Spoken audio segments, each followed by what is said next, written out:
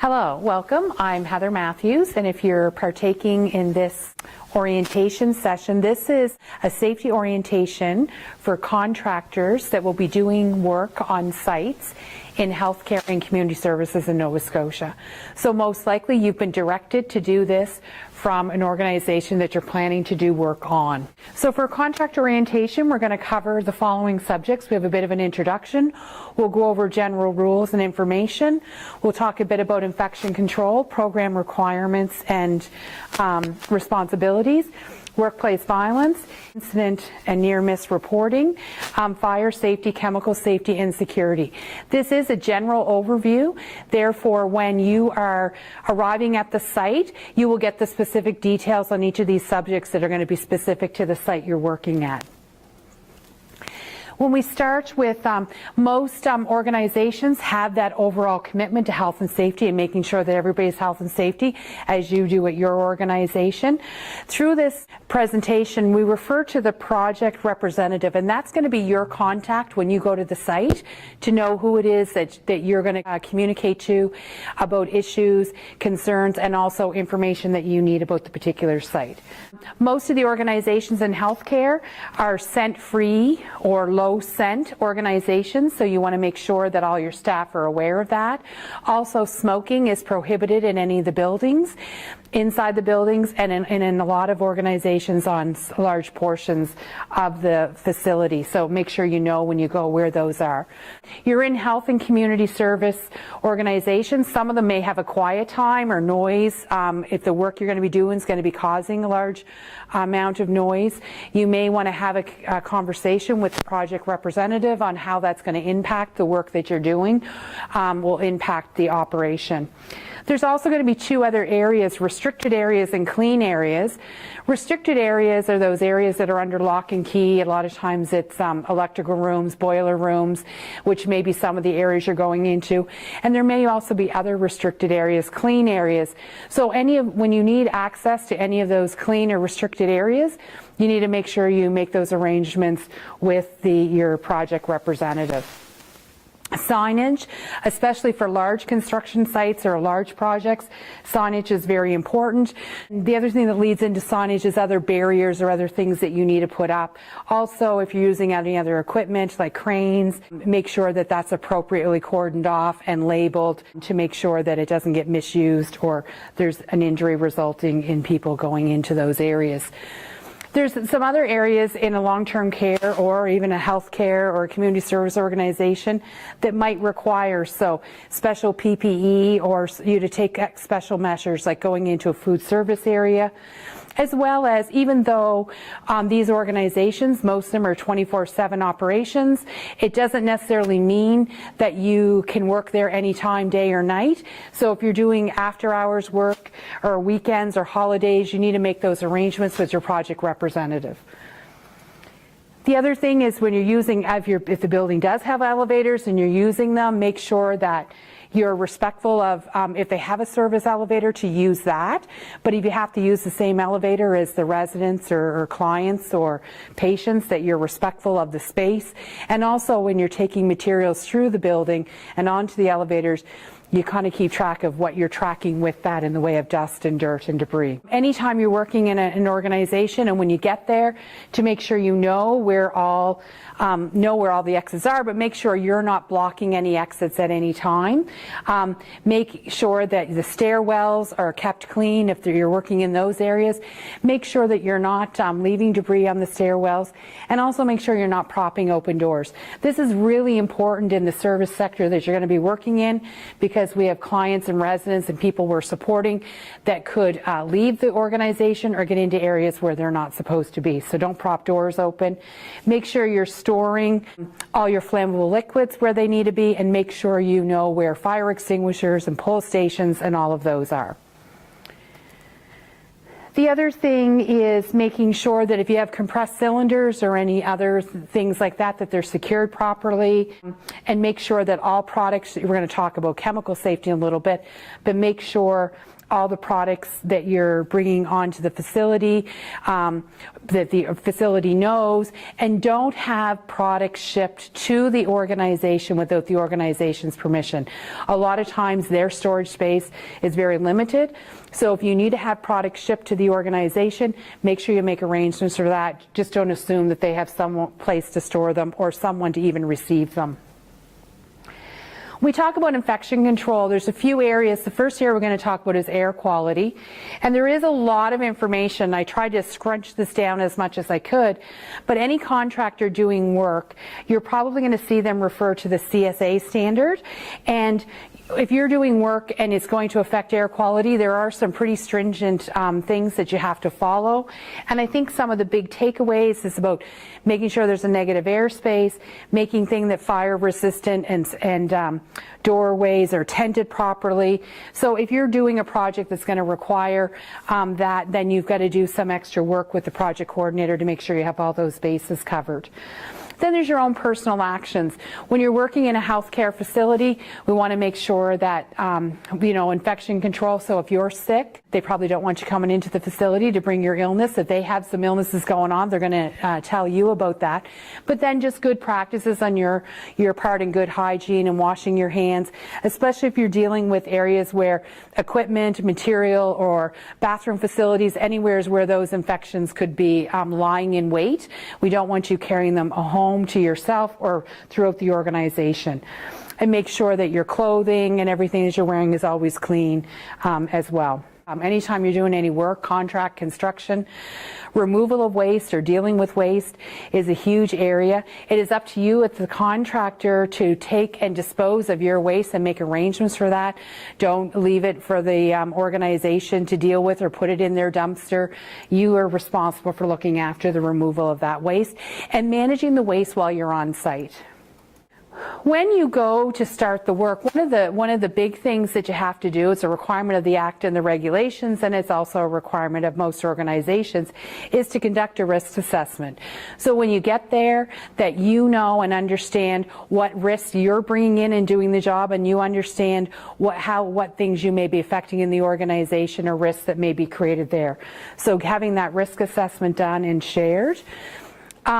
One of the other big things is we start to talk about controls when we do the risk assessment and the personal protective equipment, making sure that you're following everything that's required under sections 9 to 14 of the Occupational Health and Safety Act when it comes to PPE.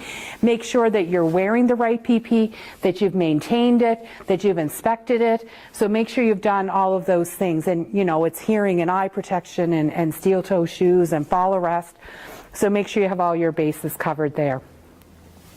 You're working in an area where there's people's homes, essentially, and if you're going into a community service location, it literally could be a house. You have to make sure that no harm comes to anybody else that's working in the organization. And not all of those people are always tucked away somewheres where they won't be in your way or you won't come across folks. So you always have to make sure when you're working that you're not, obviously, your work isn't going to create damage to the physical property, but also mindful of how that affects the people that are living in the area where you may be working. Protection of existing services. I mean, this goes without saying, nobody wants to have existing services interrupted. If you need to plan to interrupt a service, then you need to make those arrangements. We haven't talked here specifically, but some organizations need several weeks to be able to do that. If you accidentally interrupt a service, then you're going to be expected to get that back as quickly as possible. Inspections. So when you start the project or do the work, if it's a longer project, you're probably going to have a bit of a plan on how many inspections are going to be done, what kind of inspections, who's doing them. So you as a contractor are responsible for doing inspections and making sure the work is being maintained and forwarded. But then the site that you're going to, they may be doing periodic inspections. And then of course there's those larger inspections where you may have to get people from the outside to come in, like electrical, plumbing inspectors for major projects. So you have to get get all that lined up and make sure that all works. And also fire marshal or the JOSH committee or other folks could be doing inspections. And make sure that what the agreed upon communication on when those inspections are going to happen and how that's to be communicated. And that goes both ways, both from the organization to the contractor and the contractor back to them. If you are, during your time there, going to be using any scaffolding or fall protection, then you need to make sure you're following all the regulations under Section 21-23 in those two areas. Make sure you have the appropriate scaffolding and erected properly, tied off properly. Make sure that you have fall arrest equipment that's all inspected, and make sure that your workers have the appropriate training. Ladders, making sure you're using the right ladder for the job, making sure it's the right grade of ladder. The other thing to keep in mind is it's not really acceptable to leave your ladders unattended, because and that's not just ladders, that's all tools and equipment. Because when you're in a long-term care facility or in a community services organization or facility or a group home or small options homes, the folks there, you might have some retired workers that are used to working around ladders and tools. You have to make sure that all of that is secure and not left, that someone could climb up a ladder that shouldn't, take a tool that shouldn't. So you have to make sure that you have control over all of those things. Confined spaces, again, similar to the fall arrest section, you have to make sure that you're following sections 25 to 37 of the Occupational Health and Safety Regulations, and make sure that you do all your permits and have all your training and education you need for a confined space. Lockout, tagout. So any time that you're going to have to be restricting or preventing energy from hurting somebody else, you're going to perform lockout, tagout. Most organizations don't have a specific permit for lockout, tagout. They might have a tag. A lot of organizations don't necessarily put their own lock on first. They might, but if you're going to put your lock on, you're expected to follow the 6 steps of preparing for shutdown, shutting down the equipment, isolating the equipment, applying the lock and the tag, making sure that the stored energy has been controlled, and verifying the isolation of the piece of equipment. It's really important that communication when you're done as a contractor, when you take your lock and tag off, that you make sure you communicate back to the project representative that you have completed the work. So that's really important, that you just don't leave and they don't know if the work has been completed or not. Some may have permits, and they do. Most long-term care organizations have permits primarily for hot works, not necessarily for lockout, tagout, but it is an option. So we talked about like services and building services, but there's also medical gas, compressed air systems that are critical to the health of the people that we're serving, and providing care to. So I think it's really important that you understand where those are located and that you're not going to impact those. When you're in the facility, if you come across asbestos or any mold or anything like that, that you treat that. If there's a suspicion and we know there's asbestos there, then you have to go through the asbestos management program that the project representative will do with you. Ventilation, you're required to bring everything you need to ventilate the area. That's your responsibility. And in general, we really try to keep a negative air situation because of the infection control. But we also want you to think about, if you're going to be creating dust and fumes, to have a plan and to meet with the project representative to see how that's going to impact the everyday operations in the organization. Again, protection of property and people. So I think I jumped ahead a little bit on this slide, talking about making sure you're securing those tools, both because you don't want them to go missing because someone has really liked that hammer and took it back to their room, and then it could be used not for the best thing. Or in some areas that you might be providing services to, there may be people there that just, are going to sell your hammer. So make sure you have control over that. You're responsible for those items. Again, the existing services, if they accidentally get interrupted, you're expected to notify the project representative right away and get the problem resolved. One of the #1 injuries that we have in healthcare is backs or musculoskeletal. So this is just a gentle reminder to you as you're doing your work and you're going through to make sure that you're always mindful of your body mechanics and looking after your back. So there's a little acronym there giving you a little advice and suggestion there. One of the other hazards we have in healthcare and community service is workplace violence. In some situations, it may not be violence, but they just might be really curious. So you need to understand you're the new exciting thing that's come into the facility today, so they might be asking you questions. They might want to get down there and lay under the sink with you and find out what's going on. So really be mindful of your proximity to the potential for violence is there, so to be mindful of that. And on your end, it's expected that you're to be respectful of the others that you're working with, and that rough language or tone or any of that is not used in the organization by you or your workers. I know you all have your own incident and near miss reporting systems, but if you have a near miss or if you have an incident while you're working on one of our sites, we expect that you're going to talk to the project representative and fill out the appropriate information for the organization. Fire safety is always of importance. There's very strict rules around our facilities. Fire marshals visit us on a regular basis. So there's some specific fire do's and don'ts that you'll find out specifically about the organization when you attend.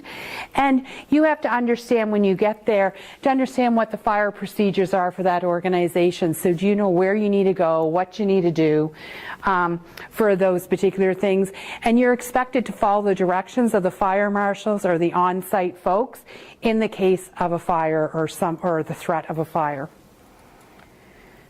Fire prevention, there are fire extinguishers that are available in the organization, but you're expected, if you need fire extinguishers because you're doing hot works or anything like that, you're expected to have your own fire extinguishers, your own eye wash stations, and your own first aid kits, for example. If you are doing hot works, that's the one area where most organizations do require that you complete a permit. And you'll have to figure out exactly who is going to do the fire watch, whether it's going to be the organization that's going to do that in partnership with you, or they're going to arrange for you to have someone to do that.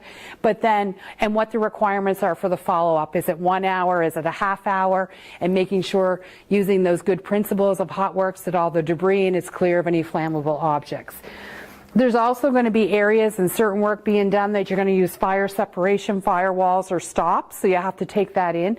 And when you do your hazard assessment, you should be able to determine what you need for those. And of course, if you discover a fire, good that you know where everything is as far as those pull alarms, fire extinguishers, but it's really removing anybody out of the immediate danger, activating the fire system, containing it by closing doors, and extinguishing the fire if that's something that you feel you're able to do. Contractors are responsible for knowing where the closest fire extinguisher is in case it's a position where you don't have to bring one on site, know where the fire pull alarms are, know where the emergency exits are, and know what you're supposed to do in response to those fire alarms.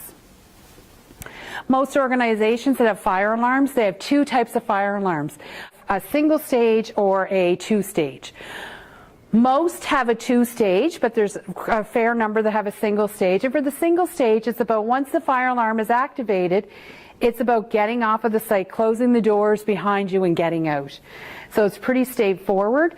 For a phase two, it's about activating the fire alarm, closing all the doors, but remaining in an area that's been designated.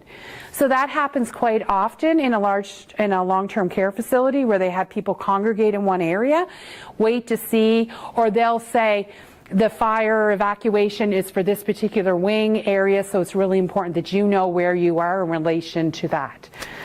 And then after the fire professionals have cleared it, it's only then that you continue doing the work and moving on. And of course, when a fire alarm goes off, no use of elevators and try to remain calm. If you accidentally set off the fire alarms, that's a fairly significant thing in our sector. So you want to try to do everything you can to prevent that from happening.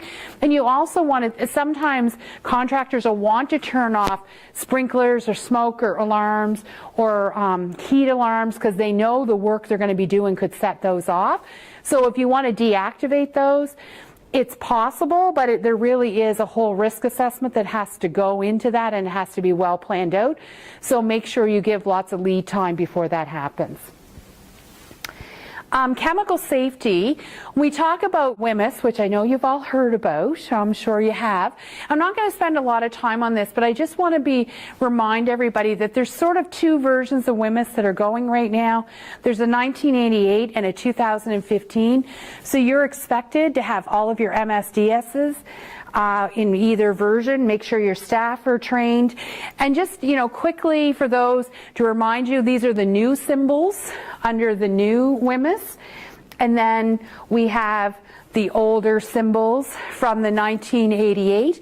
And if you have products on site that have the 1988 symbols, then you have to make sure you have the appropriate MSDS sheet. So make sure those all match up. When it comes to chemicals, if there's a chemical spill, you have to be prepared to deal with it. You have to make sure that you have all your MSDSs for every product, or SDSs for every product that you're bringing on site available.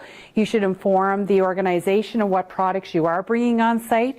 And then you have to follow the transportation of dangerous goods if at any time you're falling under those regulations. There's also other codes and things that you need to be concerned about when it comes to doing work around refrigeration. So if that's part of it, then you need to make sure you're following those standards. When it comes to security, most organizations that you'll be going to, whether the sign-in system is formal or informal, you do have to sign in or notify somebody that you're on site, or we think you should. You may or may not have an actual badge, depending on the organization, but signing in with somebody, making sure you have the access you need and let you know where you can go, and make the necessary arrangements if you're going to be doing something or arriving after hours. Parking is always an interesting animal anytime you go someplace new, so make sure you understand where you can park, especially if you're going big trucks and equipment, and there's limited parking. And then theft, sort of going both ways, making sure that there's no theft on either side. So making sure that that's in place. Now that you've watched this video, just down below the video you'll see a link that says post-evaluation. What you're going to do is you're going to click on that. You're going to answer a few easy questions. And then once you get all of those right, and you're going to fill out your name and the organization you work for and your address, then automatically a certificate will pop up.